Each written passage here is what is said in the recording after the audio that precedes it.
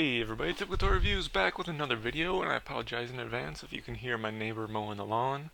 I'm too lazy to film on a different day, or am I being proactive by filming today, Tuesday, for Wednesday's video? I don't know. Anyway, we got another late Funko Pop review, because you know how I do it. I like to wait a month, 2 months after a brand new pop comes out, and then I do a review on it.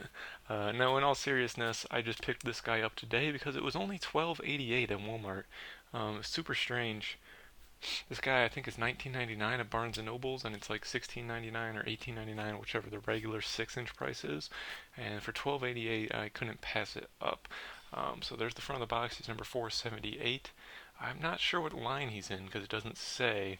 Superheroes or comics or TV, movies, whatever one he might be a part of, probably movies. Again, it is in the Endgame wave. And if you couldn't tell by the box, this is the 6-inch one where I think it's called the Nano Gauntlet. It doesn't say on the front of the box. I haven't actually seen Endgame yet. But I'll finish my story here while I get this guy out for you. They had the Hulkbuster for $12.88 a long time ago, and that's because it was on clearance.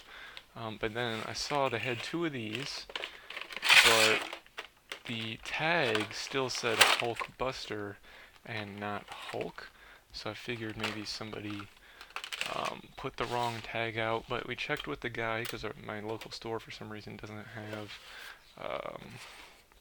have price checkers anymore, and he said it was in fact $12.88 for this figure, so I went ahead and bought it. The box has the big Avengers logo insert in the back, just a thin piece of cardboard. And then this guy does use the clamshell design. It's been a while since I got a 6-inch. I think they've been doing clamshell for a minute, but I'm pretty sure they had some of the old school packaging on the 6 inches in the past. So here's the figure. He's got some decent weight to him.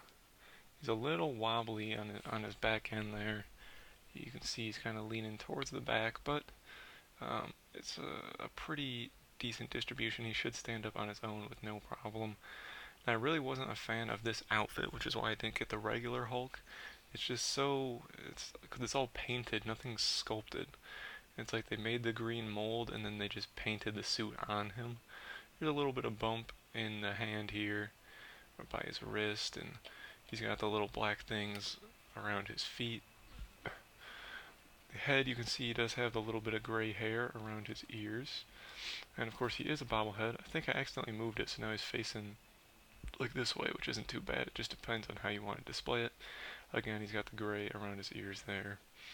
And then he's got, of course, the Nano Gauntlet, which is definitely the coolest part about this, with the green on the thumb there, the other 4 Infinity Stones, and then the big yellow one. So some pretty decent detail there. But other than that, it's pretty much the same sculpt as the regular, 4-inch version. We'll pull out some other 6-inch figures for you here. Here's the 6-inch giant white. Typically the bobbleheads tend to be a little bit taller. Again, because the angle of the camera, you can't really tell, but he is just a hair bigger. I'll go ahead and measure him for you. So to the front of his head is about 6.5 versus the giant white, which is only about 5.5. I do have some taller ones here, like Spider-Hulk would be a pretty good comparison. And Spider-Hulk's actually one of the bigger ones that I have. His body has a little bit more mass, but as you can maybe see here, they're about the same height, but Bruce Banner's hair gives him just a little bit extra height. So that's actually Spider-Hulk, and Hulk himself. That's a pretty cool pairing right there. Spider-Man's head sculpt looks just a tiny bit bigger. Of course, with the 6-inch, it's, they have a much larger head compared to a regular figure, which you can see there, Ron Weasley. He's a whole head taller, which gives you an idea that the body, with Ron being about 3¼ inches, that's about as big as the Hulk's body is. And like I said, he's pretty massive. Spider-Hulk's definitely a little heavier.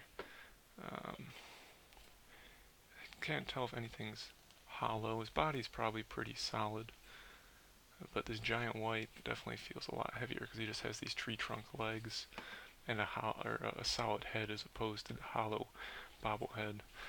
But like I said, other than the painted on body armor, I think this Hulk head sculpt just looks kind of funky without a mouth. I know a lot of figures don't have a mouth, but maybe it's just because of how big it is.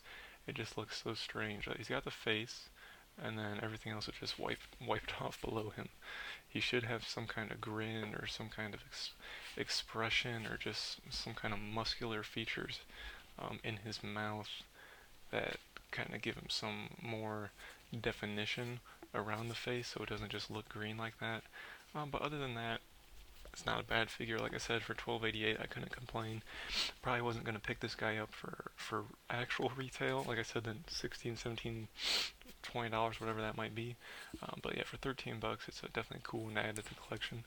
But again, this was just another late review of 6-inch Hulk from the Endgame line, number 478.